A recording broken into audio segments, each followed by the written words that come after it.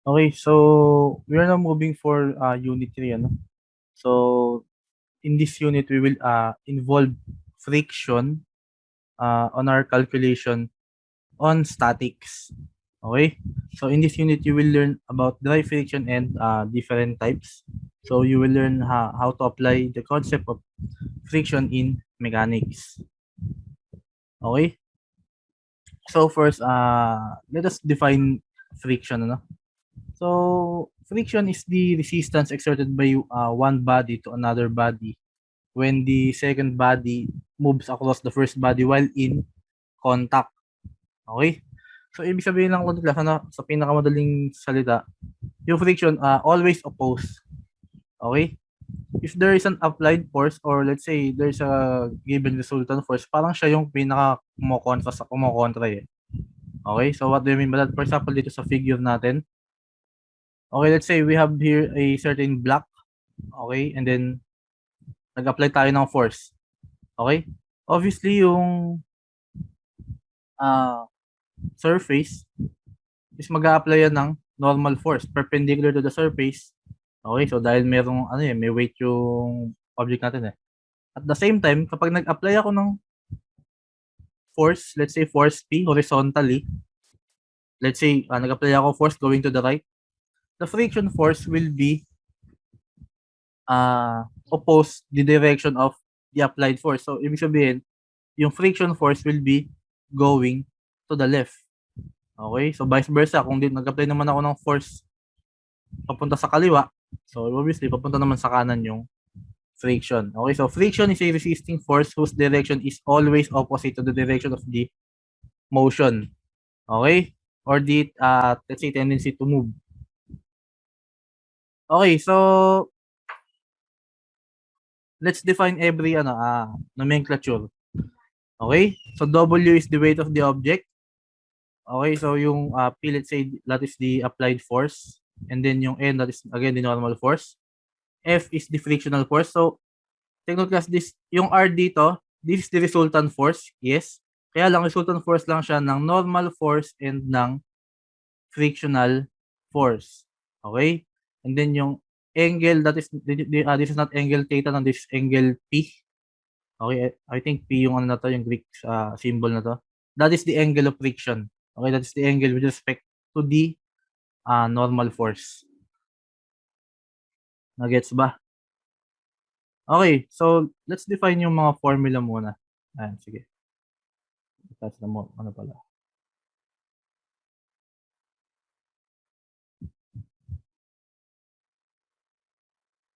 Mhm.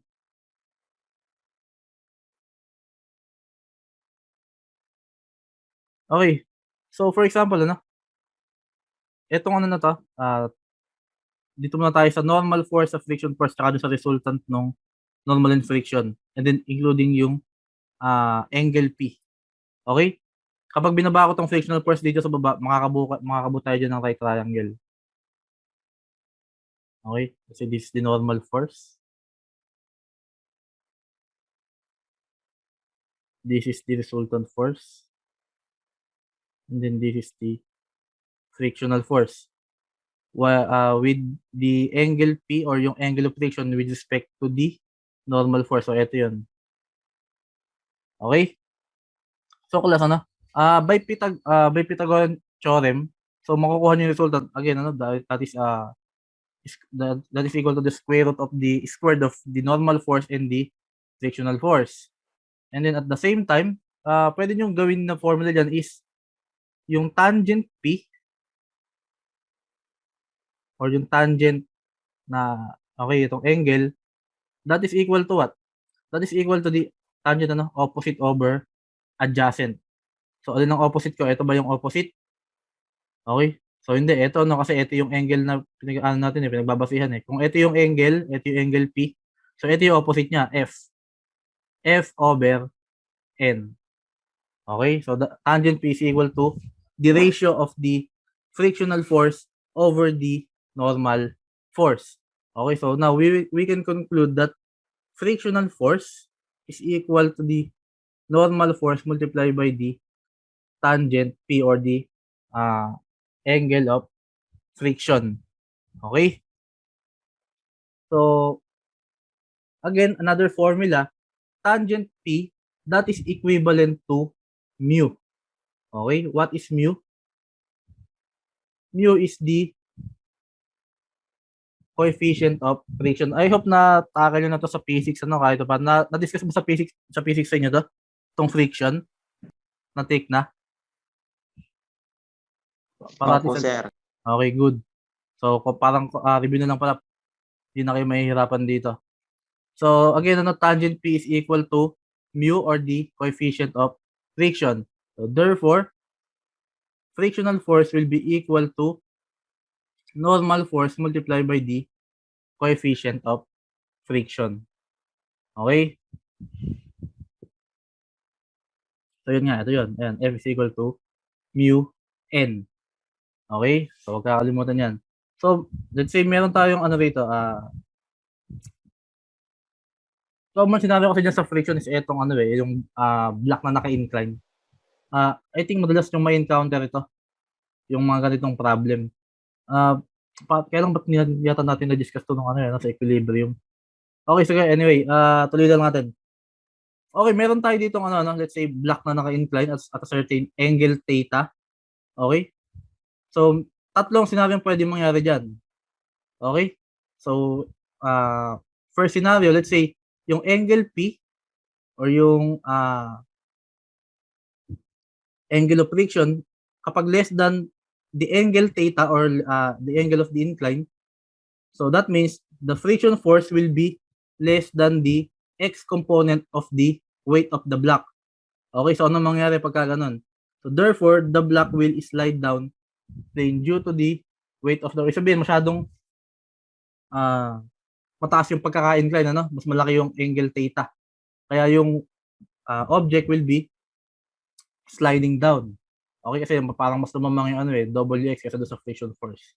Yun kasi yung magkokontrahan dyan. Yung x component ng weight, let's say this is the x and y, naka-slant yung natin yung Cartesian plane. Okay? Mas lalamang yung, paglamang yung x component, magi-slide down. But what about kapag nag-equal yung friction, yung angle of friction at saka yung angle of the incline?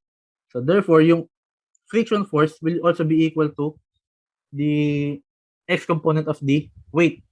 So, ano ba ibig sabihin nun? Yun na ba yung attrest? Okay, hindi pa yun yung attrest. Kapag nag-equal pa lang sila, that is the tawag dito. Sabi dito, impending motion. Kumbaga parang nakaambalang. Okay, nakaambang gagalaw. Okay? And then nakaambang attrest. Okay? Masasabi mo lang siya ng attrest kapag yung angle of friction is greater than the angle of the incline. Or yung kapag yung friction force is talagang mas malaki kumpara dun sa x component ng weight. Tsaka mo pa lang siya masasabi na at rest. Okay, so ito yung tatlong condition slide down, yung impending motion or yung, let's say, pinaka-term ko dyan, parang siya nakaambang gagalaw, parang ganun. And then, at rest. Totally at rest, ibig sabihin, mas lamang talaga yung friction force. Ibig sabihin, sobrang gaspang ng surface na hindi siya kayang i-overcome ng x component ng weight. Okay? So, by the way, meron pala muna akong i-discuss dito regarding sa inclined plane. Dapat na-discuss to nung equilibrium pa lang. Okay?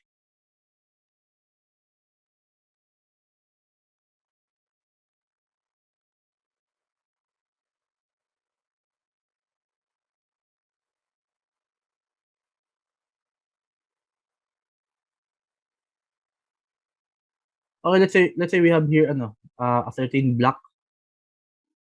Then naka-incline tayo at given angle theta. Okay, again class, ang weight ng isang object kahit naka-slant pa yan, walang weight na naka-slant. Lagi yan vertical. Okay? And then, ang normal force, lagi perpendicular sa surface. Okay, yun na naman ang laging tatandaan Weight, laging vertical. Normal force, laging perpendicular sa surface. Okay? So, maraming technique kung paano mag-solve ng ganito ng slide plane, ng naka-slide na na or naka-incline na plane. Okay? So, pero ako kasi ang ginagawa ko ganito. Ito minsan ko lang sasabihin to, di ko na siya ulitin. Para lang kapag nakakita kayo ng ganitong problem or ng ganitong let's say scenario, yun na lang agad yung gagawin nyo. Okay, let's say we have here, let's say ang angle theta is 30. Okay, konting triangle lang tayo. Okay, if this is 30, yung incline, okay, normal force is perpendicular, ano? Ayan, perpendicular to. So, this is 90. Okay? So, if this is 90, so, ilan to? So, this is, ilan? 60. Tama ba? Okay, next. I-extend ko lang itong, extend ko itong weight. Ayan. Pababa. And then, extend ko itong normal force. Okay? Ayan. Okay. Isa pa. If this is 60, ito naman ang 90. Okay? Kung 60 to, 90 to, ilan ito? So, obviously, this is yung 30. Okay? So, ngayon, paano ngayon mangyari? Ang ginagawa kasi natin dyan is ito yung magiging x-axis natin. Okay? Ito yung x-axis. Naka-slant tayo. Then, ito yung y-axis. Y. Okay? Ulitin ko lang saglit. Sa unang scenario, yung given na angle theta is 30. Yung perpendicular force, yung normal force, that is 90. So, ito, yung angle ng normal force with respect to the horizontal mismo, the actual horizontal, that is 60. Another triangle, pag in-extend ko yung weight at saka yung normal force, okay? So, again, 60 pa rin yung normal force. Then, ito is magiging perpendicular ito. So, itong angle na to ngayon, yung angle ng normal force with respect to the weight, actually, that is 30. Okay? So, ibig sabihin, kung 30 pala to, ibig sabihin, ito, 30 rin ito. Tama ba? Ganun ba yan? Kung 30 ba to, magiging 30 rin ito. Okay, so yun yun, kasi diretso to eh. Kung ano yung angle na to with respect to W, yun din yung magiging angle na to, with respect to W, yun din. So, kung 30 to, ito, 60 to.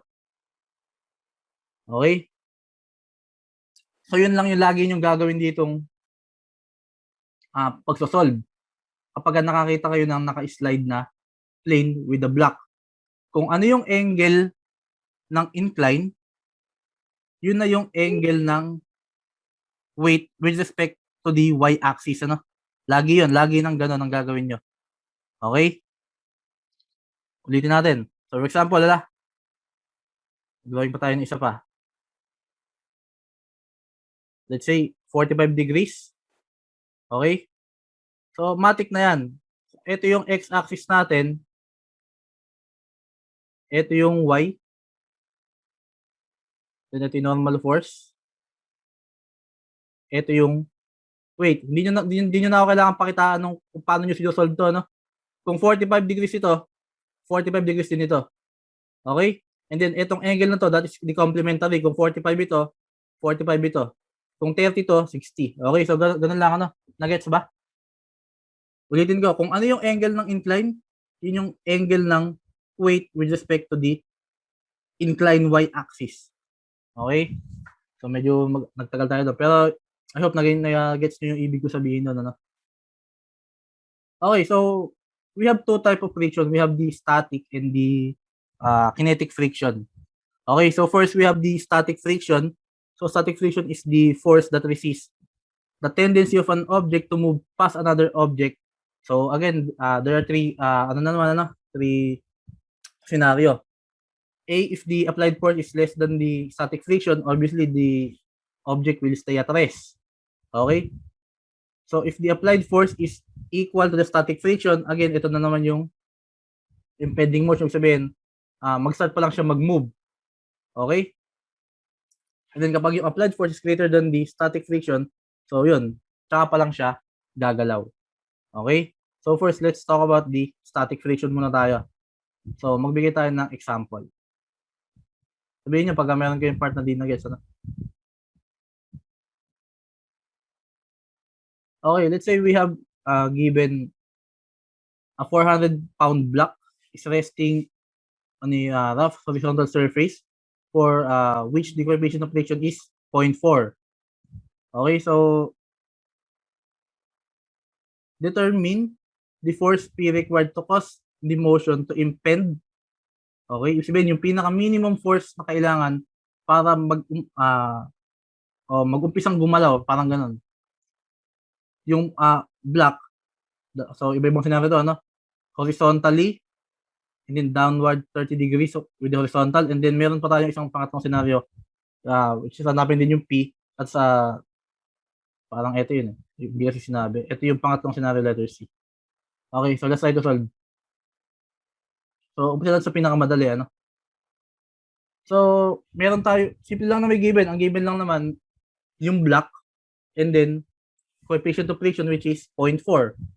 Okay? Wala naman tayong ibang gagawin dyan kung hindi pwede kayo mag-summation of forces X or pwede kayo mag-summation of forces Y. Okay? So, try muna natin yung X. Let's say, rightward forces are positive. Okay? So, 0 is equal to, kasi ito yung figure, again, let's say yung force is papunta sa kanan, nag-apply ako ng force papunta sa kanan, force P. Obviously, pag nag-apply ako ng force sa kanan, mag-o-oppose sa akin yung frictional force. And then yung weight, which is going downward, and then meron tayong normal force vertically perpendicular sa surface. Okay? So, yung mga horizontal muna tayo. So, ang papunta ko sa kanan is, force P, papunta sa kanan, positive. So, ano ngayon yung mapapunta sa kaliwa? Ang papunta sa kaliwa is yung frictional force, F. Okay? So, masasolve natin yung P agad dito kasi P lang na may hinahanap eh. So, therefore, P is equal to the frictional force. So, kaya lang, P is equal to frictional force. Ano yung frictional force? Again, frictional force is equal to the coefficient of friction multiplied by the normal force. So, meron tayong coefficient of friction, kaya lang wala pa tayong normal force. Okay? So, dapat pala, ang inuna nating isolve is yung summation of forces along Y. Okay? So, kasi doon natin makukuha yung normal force. So, let's try. Solving for the summation of forces along Y, that must be equal to 0. Let's say upward forces are positive. Okay? So, 0 is equal to lahat ng pataas positive, lahat ng pababa negative. Ang mga pataas yung N, yung normal force. And pababa naman yung weight, which is 400 pounds. So, yun lang naman, silang dalawa lang naman ang mayroong vertical force dyan. So, obviously, yung normal force natin will be equal to 400 pounds. Okay? Since meron na akong normal force, masasolve ko na yung applied force na kailangan para mapunta sa status na impending motion yung block natin. So, coefficient of friction is 0.4 and then normal force is 400 pounds. Okay? So, therefore, force P is equal to ilan? 40% ng 400, that is 160. 160 pounds. Okay?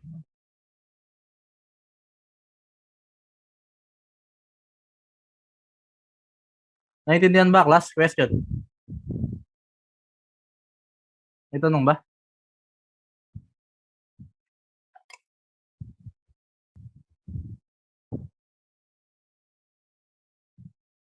May tanong ba kaya?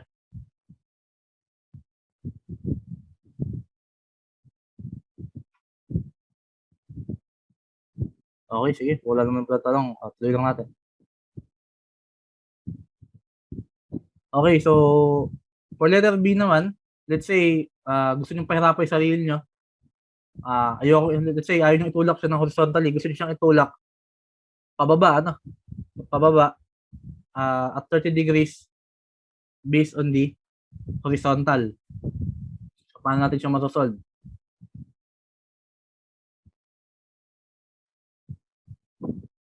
So, ganun pa rin. Ngayon naman, unahin natin yung Y. Okay?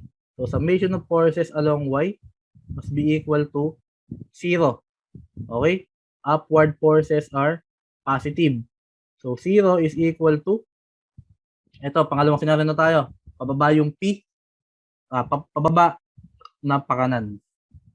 Okay? Ano ang mga pataas? Ang pataas is again yung normal force ulit. Okay? Ano ang mga pababa? Pababa yung weight, 400 pounds minus 400. Ano ba pababa? Mayroong pababang force itong force P. So minus P. Ang kailangan ko lang sa P is yung Y component. So kailangan ko lang sa kanya is P sine 30. Okay? So therefore, normal force is equal to 400 plus P sine 30. Okay? So although wala pa tayong mga solve kasi two unknowns, one given eh. No? Sorry. Two unknowns, one equation. Okay? So let's write dun sa summation of forces along x, let's say equal to 0. Rightward forces are positive. Okay? So 0 is equal to, ano yung mga papunta sa kanan dyan? Ang papunta sa kanan dyan is yung P. Okay? So to be specific, yung x component ng P. Okay? So P, so kailangan ko x component, that is cosine 30. Ano? So ano mga papunta sa kaliwa? Papunta sa kaliwa is yung frictional force. To be specific, ang frictional force is equal to coefficient of friction multiplied by N. Okay? So therefore, P cosine 30 is equal to coefficient of friction, which is 0.4 multiplied by N. Ngayon, ano na nga yung value ng N? That is 400 plus P sine 30. Okay? So, one unknown, one equation. Masasolve natin dito yung force P. Okay? So, sige. Kung kaya niyo mag-shift solve kayo. Pero kung hindi, sige, ganito na lang. So, P cosine 30. Solve natin para doon sa mga hindi marunong mag-shift solve. So, that is 0.4 multiplied by 400 pala.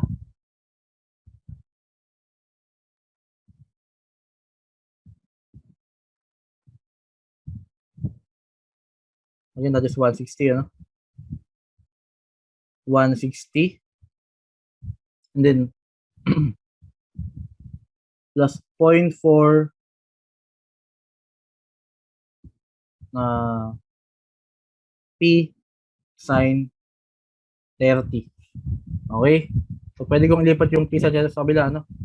P cosine 30 minus 0.4 P sine 30 equals 160. Okay? Pwede kong i-factor out ngayon yung P. So, P multiplied by cosine 30 minus 0.4 sine 30 equals 160. So, therefore, P is equal to what? 160 over cosine 30 minus 0.4 sine 30. So, ilan to? That is 160 over cosine 30 minus 0.4 sine 30. That is 240.23. Ano? 240.23 pounds. Ibig sabihin, pag tinulak mo yung block ng pababa, obviously, tataas yung yung force na kailangan mo. Sa halip na 160 pounds lang yung kailangan mong force, magiging 240 siya kasi pinahirapan mo sarili mo na tinulak mo siya pababa. Okay? So, ganun lang yun. Yun lang gustong i-imply dito nung problem sa atin. And then, for the last scenario, ito naman, ganun pa rin. Kaya lang, ito, pwedeng patulak na pataas or pahatak na pataas naman.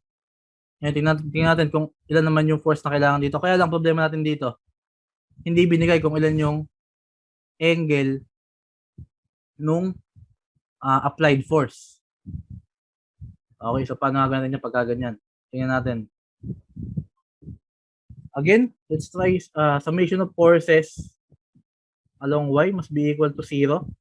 So, let's say upward forces are positive. Okay? So, 0 is equal to, ano yung mga pataas? Pataas yung normal force. And then, plus, pataas din yung y component ng P, which is P, kailangan ko y component, that is sine alpha. Okay? And then, minus 400. Okay, 400 pounds. Okay? So, this time, ano naman tayo ngayon ito? N is equal to 400 minus P sine alpha. Okay? Problema na naman natin ngayon, two unknowns, one equation. Okay? So, try natin sa X. Actually, hindi nga 2 unknowns, 3 unknowns nga bali, ano? Kasi hindi rin given yung angle alpha. Okay? So, try natin sa summation of forces along X. Let's say equal to 0. So, rightward forces are positive. Okay? So, 0 is equal to lahat ng pakanan positive, lahat ng pakaliwa negative. So, again, papunta ulit sa kanan yung P. Okay? To be specific, yung X component ng P, that is P cosine alpha. Okay? So, ano papunta sa kaliwa? Papunta sa kaliwa yung friction force. So, that is equal to coefficient of friction multiplied by the normal force. Okay? So, therefore, 0 is equal to what? P cosine alpha minus mu. Ano yung mu natin? That is 0.4, ano? 0.4 multiplied by n. Ano na nga yung normal force natin? That is 400 minus P sine alpha.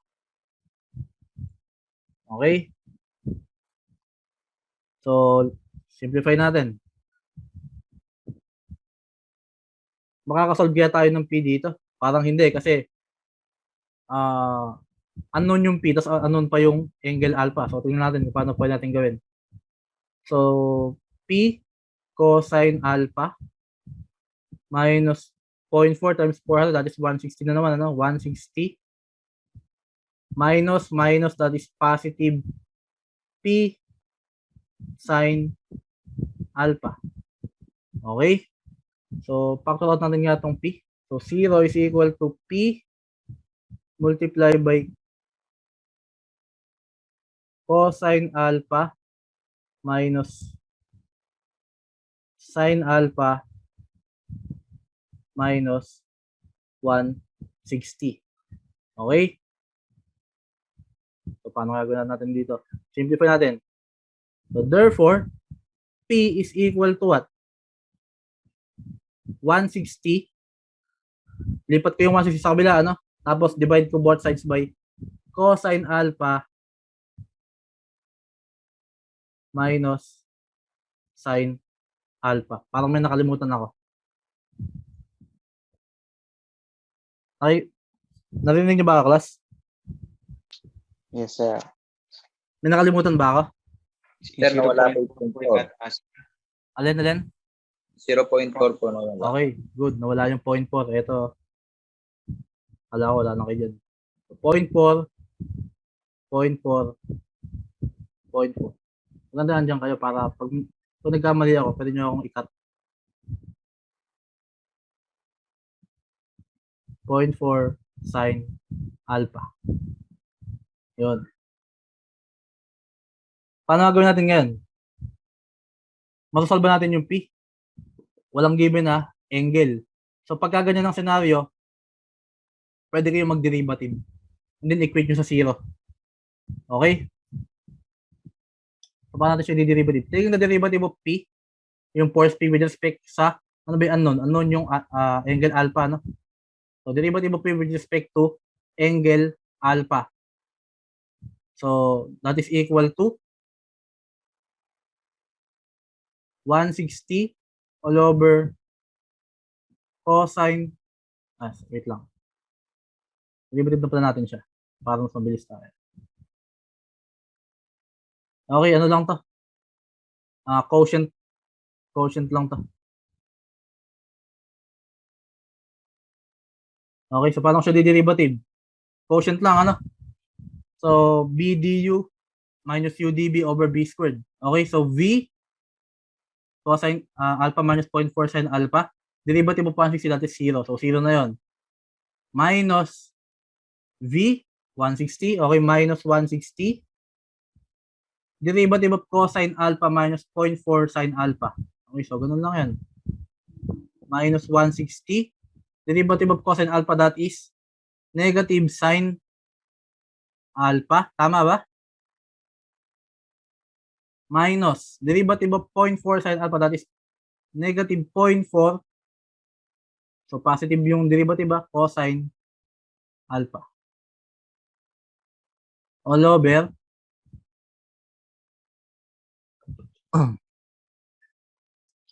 cosine alpha minus 0.4 sin alpha squared. Tama ba yung pagkakaderivative ko? And then, equate natin sa 0. Okay? So, bakit natin in-equate sa 0? Kasi, pag in-equate natin siya sa 0, pwede nyo gawin ganito. Let's say, ito na lang tayo, no? Equation na to. Ayan. Pag nag-cross multiplication ako, ano mangyayari? Maka-cancel to. Okay? Pag dinivide ko both sides by 160, let's say, to be specific, negative 160. Ano mangyayari? Maka-cancel din ito. Ano na lang may iwan? So, may iwan na lang is negative sin alpha minus 0.4 cosine alpha is equal to 0. Okay? So, pwede nyo naman gawin positive na lang parehas yan. No? So, gawin nyo, multiply both sides by negative. So, that is sin alpha plus 0.4 cosine alpha equals 0. Ano napansin nyo rito sa part na to? Sir, di po ba dapat plus yun?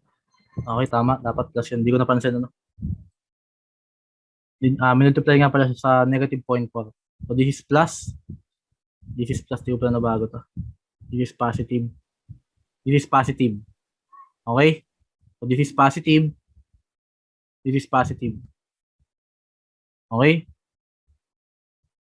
So, actually, kahit na natin siya multiply sa negative, pero sige. Magiging negative ito.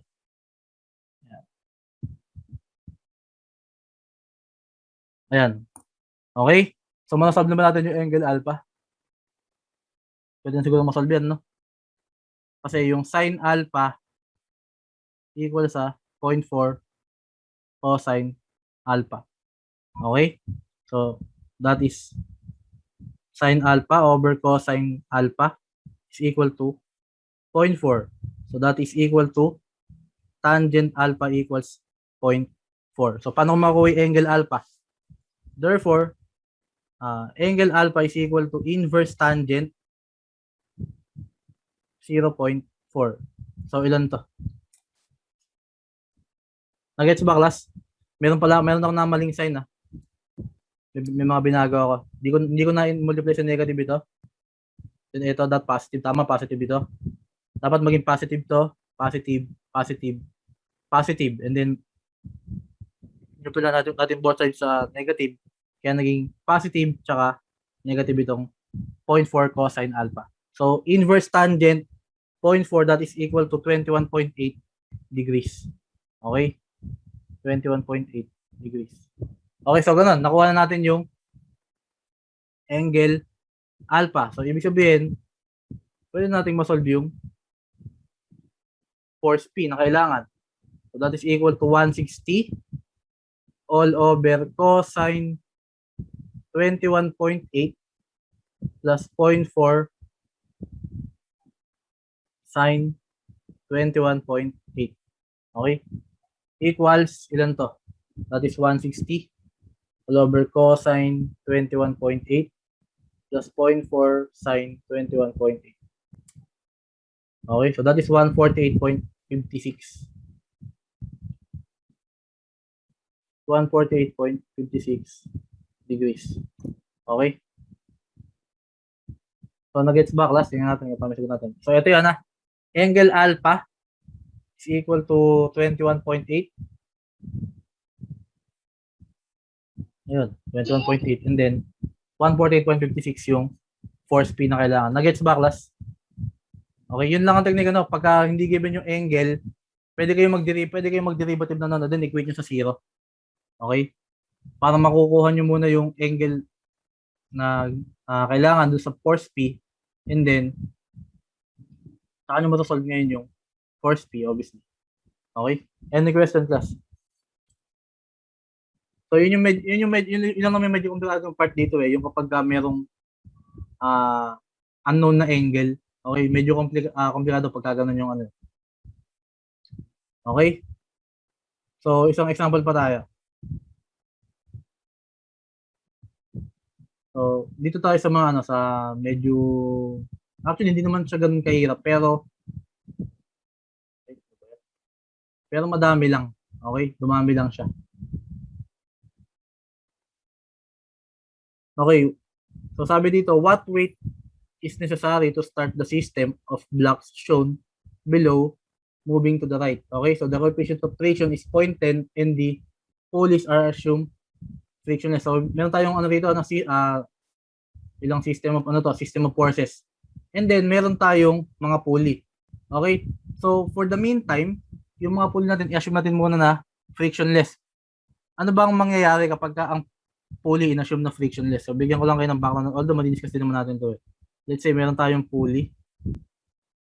Ayan.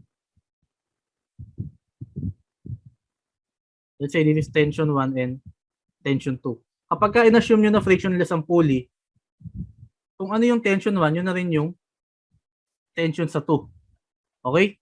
Which is sad to say, in reality or in actual, hindi yan equal kasi yung pulley meron yung friction. Okay? So most probably, kung let's say ito yung weight natin, yung T1, ibig sabihin, kailangan mo mag-apply ng greater force sa tension 2 para maiangat mo yung weight or yung T1. So ganun yun, So for the meantime, frictionless muna yung pulley. Ibig sabihin, kung ano yung tension sa tension 1, yun na rin yung tension force dun sa tension 2. Ibig sabihin, kung ano yung tension ko dito sa part na to, although merong pulley dyan, yun na rin yung tension ko dito. Kasi tingnan dito, kahit tinan nyo, parang talagang nakapalupot na yung tali.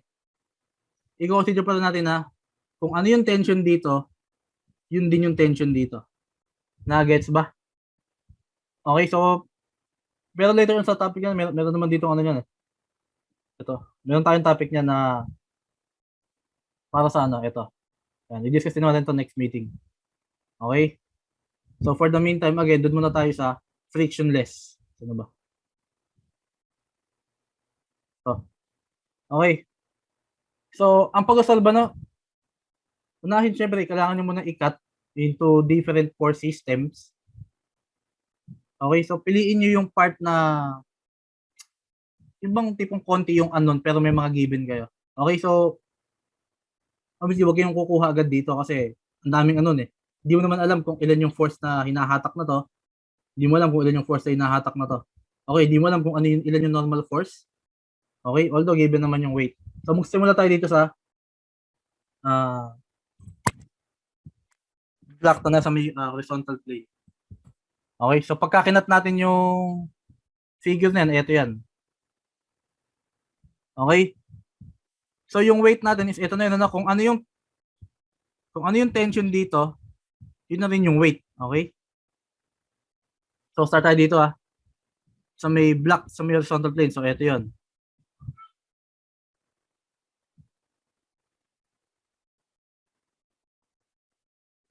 So summation of forces along y is equal to 0. Okay, nakakano kasi pag mayroong solution dyan. Let's say upward forces are positive. So 0 is equal to lahat ng pataas positive, lahat ng pababa negative. So, ano yung mga pataas? So, pataas ulit yung normal force. N1, let's say N1. Ano mga pababa dyan? Pababa yung weight, which is so negative 60 kilonewton. So, therefore, yung normal force dun sa surface na naka-horizontal is 60 kilonewton. Okay? So, for the summation of forces along X, let's say equal to 0 again. So, rightward forces are positive. So, 0 is equal to, ano yung mapapunta sa kanan? Ang papunta sa kanan is etong, tension. So, tension 1. Okay, directly horizontal lang naman siya. No? So, T1 lang siya. Ang papunta sa kaliwa is yung frictional force, F1. Okay? So, therefore, T1 is equal to frictional force 1 or F1, which is equal to coefficient of friction multiplied by the normal force 1. Okay, so meron tayong coefficient of friction na given. Meron ba? Okay, so syempre meron yan, 0.10. And then meron din tayong nasolve na normal force. So therefore, T1 is equal to 0.1 multiplied by 60 kilonewton. So therefore, T1 is equal to 6 kilonewton. Okay? So, yun. Nag-gets ba, class? Madali lang naman to, no? Madali pa to kasi ito yung nasa may horizontal plane. But what about pag nagpunta na tayo dito sa naka-slant? Okay? So, dito, may apply nyo yung sinabi sa inyo kanina, no? Ito, baba tayo dito. Ito yung naka-slant na plane. Okay? Meron din tayong block doon. So, ito, tingnan nyo to, no? Sinabi ko sa inyo kanina. Kung ano yung 30 degrees, kung ano yung angle dito, kung ano yung pagkaka-incline ng plane, okay? Tingnan nyo to, kung ano yung pagkaka-incline ng plane, yun na rin yung angle nung weight with respect to the incline y-axis na. So, ito na rin yun. Kung ano yung angle dito, again, yun na rin yung angle dito. And then, kung gusto nyo gamitin yung x component, pwede nyo gawin na 60 dito. Okay? So, let's try to solve.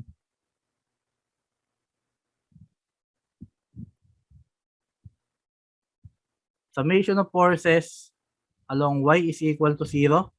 So, upward forces are positive. So, 0 is equal to lahat ng pataas positive, lahat ng pababa negative. Ano yung mga pataas dyan? Ang pataas na force dyan is etong yung weight. Pataas yung weight, ano? Kaya lang, to be specific, alin yung pataas sa weight? Yung okay, wait lang. Hindi ko pala specify sa inyo, ano? Okay. Yung ano natin, yung Cartesian plane, i-slant ko rin, ano? Ito, di ba, obviously, ito yung natin, x and y axis, eh. This time, ang gagawin ko, ito yung x. Ito yung gagawin kong x, ha? Ito yung gagawin kong x, and then ito yung gagawin kong y. Nakikita ba yung cursor ko, class? Nakikita yung cursor ko? Opo. Okay, Opo. so ito yung gagawin kong x. Ito yung gagawin kong y. So, yung w pala, hindi ko siya pwedeng ilagay sa y, ano? Ang pwede ko lang ilagay sa y is etong n2. Okay, etong n2, pataas yan. And then, ano pa yung pataas? So, wala na. Pababa itong weight. Okay? To be specific, ang pababa is yung y component nung weight. So, that is minus 40 na lang. 40 kilonewton. Kaya lang ang kailangan ko yung y component. So, paano ko makukuha yung y component? Ang given class, ano? Kaya lang, ipakita ko nga dito sana. Parang ganito siya, eh. Pakita ko nga. Ayan. Ito yung N2. Baka hindi nyo na-imagine. Ito yung W. Ito yung T1. Okay? So, ito ba yung weight? Okay, hindi yan yung weight, ano? Ito yung weight. Nandito. Ito yung 40 kilonewton. Then, yung 30, ito yung 30 na yan. With respect sa y-axis, ano? Okay? Na-imagine nyo ba? So, kung 30 to, gamitin ko yung base sa x-axis, this is 60, ano? Ayan, 60 yan. So, nga gamitin ko dito, 40, kung gusto kong gamitin yung sin 60. Kung gusto nyo gamitin yung 30, ang gagamitin nyo, cosine. Okay? Kaya lang, sinanay ko kayo dun sa sine yung y and then x yung cosine. So para magamit nyo yung sine, kailangan nyo kunin yung angle with respect to the horizontal which is yung 60. Okay, na-guess nyo ba yung ibig ko sabihin doon? So therefore, N2 is equal to what? N2 is equal to 40 multiplied by sine 60. So ilan yun? So tinan nyo rito, ano? Ito, ganito ba ginamit nyo rito? This is 40 cosine 30. Ako, ang ginamit ko, 40 sine 60. Okay, so parehas lang naman yun. That is 34.64. 64 kilo Newton. Okay? Since nasolve ko na yung ano, yung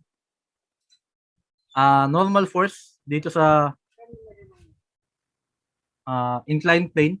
So pwede ko nang i-solve yung weight siguro. Tingnan natin. So summation of forces along x must be equal to 0. Let's say rightward forces are positive. So 0 is equal to lahat ng papunta sa kanan positive, lahat ng papunta sa kaliwa negative, no? So again, ulitin ko class. Yung Cartesian plane natin is naka-slant, no? So ito yung x, ito yung y. Okay? So ano yung papunta sa kanan? Papunta sa kanan yung weight. So W. Ano pa yung mga papunta sa kanan dyan? Okay, so ala na. Ang papunta sa kaliwa is etong T2 siya dapat pero sige, since T2 is equal to T1, so that is equal to T1 na lang din. Papunta sa kaliwa yung T1. Okay? So ano pa? Yung weight naman natin. Okay, meron pa ba yung ano? Yung weight ng mismong block, hindi yung weight nung hinahanap. Okay? Papunta din sa kaliwa yun. Minus 40. Ang kailangan ko lang dun sa weight is yung x component. Ano? That is cosine. Kung gusto kong gamitin yung cosine, ano gagamitin ko? Yung 30 o yung 60? Okay, yung 60 ang gamitin natin. Cosine 60. Although dito, tingnan nyo, ang ginamit is sine 30. Ano? Ako gagamitin ko cosine 60 naman. Okay. Ano pa papunta sa kaliwa? May nakakalimutan yata tayo. Okay, yung pinakamahalaga, yung friction, nakalimutan natin. Minus, papunta rin sa kaliwa yung friction force 2. Ayan, friction force 2. Okay, so ibig sabihin, yung weight pala is equal to what? Equals tension 1. Ano na nga yung tension 1? Okay, yung tension 1, yung nasolve natin kanina. 6 kilonewton. Okay, so di ba kasi, no? Kung ano yung tension dito sa first block, yun din yung tension dito sa second block, ano? Kasi naghahatakan yan. Okay, so that is 6 kilonewton positive. Lahat to, lipat ko sa kabila to lahat, and then plus 40 cosine 60. Okay, yung weight ng mismong block yon, yung 40 cosine 60. Weight with respect to the x-axis. And then, plus yung friction force natin na mu multiply by okay, this is mu multiply by N2. Okay? So, ang coefficient of friction again, nung block at saka nung surface is 0.10 or 0.1 multiply by the normal force dito sa incline, which is etong N2, nasolve natin kanina is 34.64. 34.64 kilo Newton. So, ibig sabihin, yan yung weight na kailangan dalhin. Okay? Yan yung weight na kailangan dalhin nung weight natin dito para mapagalaw etong 60 kilonewton na object sa horizontal at saka 40 kilonewton na object sa incline. So that is 6 plus 40 cosine 60 plus 0.1 multiplied by 34.64. That is 29.46.